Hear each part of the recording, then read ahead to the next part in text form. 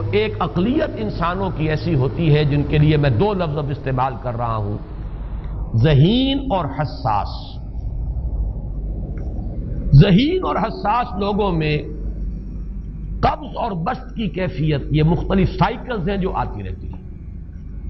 کبھی طبیعت میں پشمردگی ہے، دل بجھا ہوا سا ہے، کچھ نا امیدی سی ہے، خود اپنے اوپر اعتماد کی کمی محسوس ہو رہی ہے، مجھ میں صلاحیت نہیں ہے، میں کچھ نہیں کر سکتا، اب تک جو کچھ کیا اس کا بھی ہے، امنگ بھی ہے، امید بھی ہے، روشن پہلو نظر آ رہے ہیں۔ قبض کی کیفیت میں تاریک پہلو نظر آتے ہیں، مایوسی کے پہلو نظر آتے ہیں، پیسیمزم کی کیفیت، اور یہ جو بسط کی کیفیت ہے اس میں روشن پہلو۔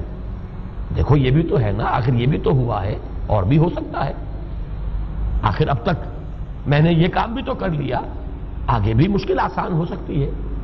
یہ دو کیفیات ہیں قبض اور بسط کی، جن کو کہ صوفیاء کرام نے یہ اصطلاحات، یہ عنوان دیے، قبض اور بسط۔ جتنی انسان کے اندر حساسیت کی کیفیت زیادہ ہوگی، ذہانت زیادہ ہوگی، اتنا ہی یہ جو ویوز ہیں اس کی ایمپلیٹیوڈ زیادہ ہوتی ہے۔ کم ذہین انسان ہے، کم حساس ہے، آئیں گے تو صحیح ہے، لیکن یہ کہ وہ ویو جو ہے اس کا ایمپلیٹیوڈ جو ہے اس کے اندر اوپر اور نیچے کی کیفیت زیادہ نہیں ہوگی۔ لیکن جتنا یہ معاملہ بڑھتا ہے، یہ جو ویو ہے اس کی ایمپلیٹیوڈ بڑھتا چلا جاتا ہے۔ لیکن نارمل انسان کا معاملہ یہ ہے کہ یہ حدود کے اندر رہے، اسی کی ایک کیفیت جو ہے اب نارمل جب ہو جاتا ہے، یہی ہے جو جدید ہماری جو سائیکولوجیکل میڈیسن ہے اس میں اسے مینیکس ڈپریسو سائیکوسس کہا جاتا ہے۔ مایوسی ہوئی تو اتنی ہوئی کہ جیسے کمر ٹوٹ کر رہ گئی، اور اسی ڈپریشن میں ہوتی ہیں خودکشیاں، خودکشی کر جاتا ہے ڈپریشن۔ کچھ روشن پہلو نظر ہی نہیں آ رہا، کوئی امید کا پہلو نظر ہی نہیں آ رہا، کوئی صورت نظر نہیں آتی، کوئی امید بر نہیں آتی، کس طرف جاؤں، کدھر دیکھوں، کسے آواز دوں، اے ہجوم نامرادی دل بہت گھبرائے ہے۔ اور جب آدمی محسوس کرتا I can't face these realities، یہ commits suicide۔ یہ اور جب کیفیت ہوتی ہے انشراح کی تو آدمی خوب بھاگ رہا ہے، دوڑ رہا ہے، امنگ ہے، محنت ہے، دوڑ رہا ہے، امیدیں ہیں، اب ہر چیز کا روشن پہلو نظر آ رہا ہے۔ عجیب ہے یہ۔ اصل میں مجھے کچھ تجربہ بھی ہوا ہے، ہمارے خاندان میں بھی یہ مرض موجود رہا۔ میرے والد مرحوم کافی طویل عرصے اس مینیک ڈپریسو سائیکوسس کے مریض رہے۔ کچھ ہوتا ہے یہ معاملہ، ویسے بھی شاید ہمارا خاندان جو ہے اس کیٹیگری میں آتا ہے جس میں ذہانت نسبتاً کچھ زیادہ ہے، حساسیت بھی نسبتاً کچھ زیادہ ہے۔ یہ دوسری بات ہے کہ کوئی شخص جو ہے یہ فلسفے کے طور پر اختیار کر لے کہ اپنے آپ کو ڈھیٹ بنا لینا ہے، یہ فلسفہ بھی بن سکتا ہے۔ لیکن یہ ہے کہ اگر آدمی چھوڑ دے اپنی طبیعت کو تو یہ دونوں کیفیات آتی ہیں۔ انہی کیفیات میں اگر یہ جو اپورڈ اینڈ ڈاؤنورڈ موومنٹ ہے یہ ایک حد سے نکل جائے تو یہ بیماری ہے مینیک سائیکوسس، مینیک ڈپریسو سائیکوسس۔ اس میں جب آدمی ہوتا ہے وہ اپر کیفیت میں تو اس کے اندر بڑی عظیمت ہے، روشنی ہے، امید ہے، لوگوں سے گفتگو کر رہا ہے، ہنس بول رہا ہے، خوب جو ہے محفل کے اندر، اب وہ محفل میں اسے دلچسپی محسوس ہو رہی ہے اور اسے ہر چیز کا روشن پہلو نظر آ رہا ہے، خود اپنے وجود کا بھی روشن پہلو، دوسروں کے وجود کا بھی، دوسروں کی بات میں سے بھی وہ اچھا پہلو تلاش کریں گے، وہ برا پہلو تلاش نہیں کریں گے۔ جب دوسری کیفیت ہے ڈپریشن کی، ہر ایک کی بات میں کوئی برائی نظر آئے گی، کوئی اس کی نیت کا فطور ہے، کوئی فساد ہے، کوئی یہ جو ہے بدنیتی کے ساتھ یہ بات کر رہا ہے، کوئی خیر کہیں ہے ہی نہیں، برائی ہی برائی ہے، مایوسی ہی مایوسی ہے، بدلی ہی بدلی۔ یہ ہے در حقیقت وہ کیفیت، اس کو غالب نے بہترین انداز میں تعبیر کیا ہے۔ ذہین اور حساس انسانوں میں ان کی جو ترقی ہے وہ انہی مراحل سے ہو کر گزرتی ہے، اور ہر ڈپریشن کے بعد، ڈپریشن میں اس سینس میں استعمال نہیں کر رہا یعنی بیماری کی حد تک پہنچنے والی ڈپریشن نہیں، صرف قبض کی حد تک پہنچنے والا معاملہ۔ ہر قبض کے بعد جب بسط آتا ہے تو آگے ترقی ہوتی ہے، جس کو آپ کہتے ہیں بائی لیپس اینڈ باؤنڈس، آدمی جو ہے چھلانگ لگاتا ہے، گویا کہ ایک درجہ جو پہلے تھا اس سے آگے درجہ انسان کا جو ہے اس سے بلند تر پوزیشن پر انسان پہنچتا ہے.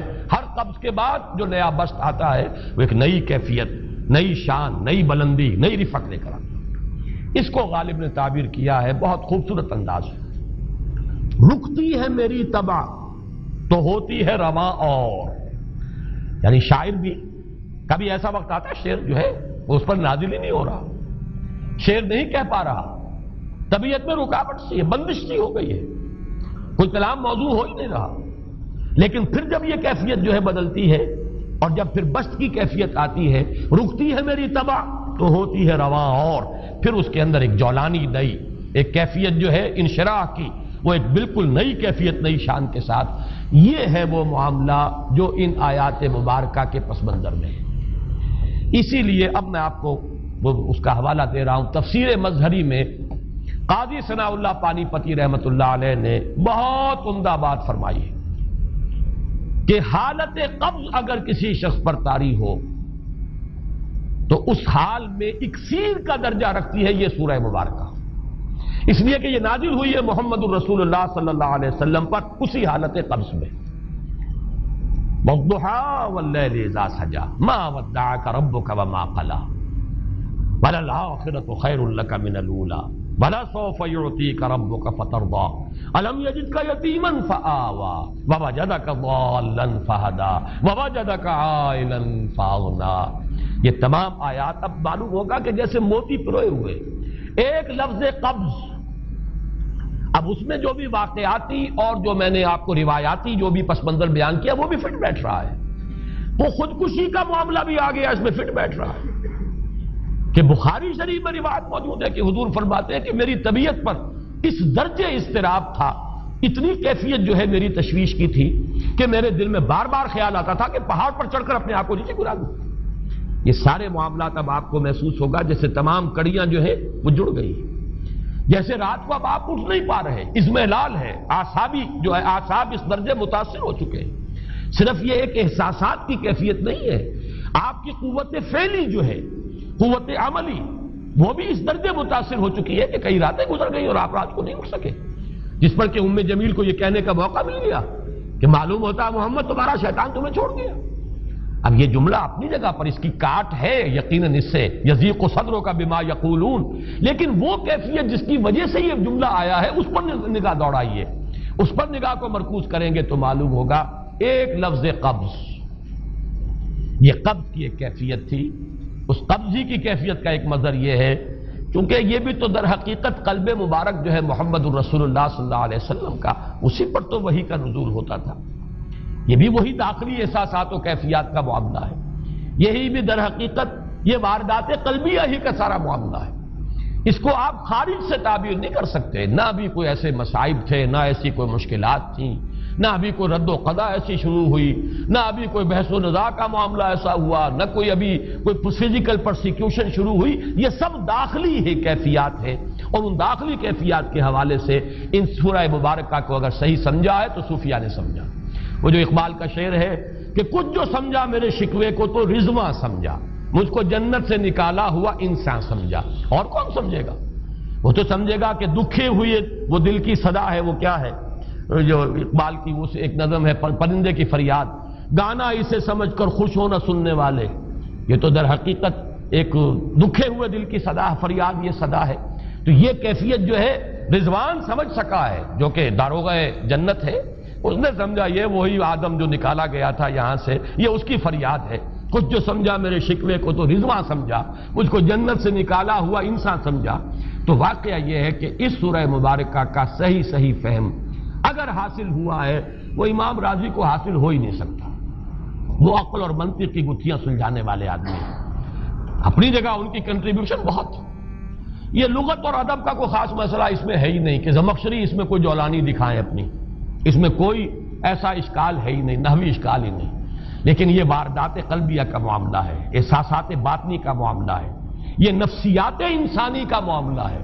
اور اس کو وہی سمجھ سکتے ہیں کہ جو ماہرین علم نفس ہیں، اور وہ ہیں صوفیاء کرام ہمارے ہاں جن کا وہ ذوق ہے، باطنی کیفیات و احساسات جن کا موضوع ہے کہ یہ در حقیقت حالت قبض کی کیفیت ہے.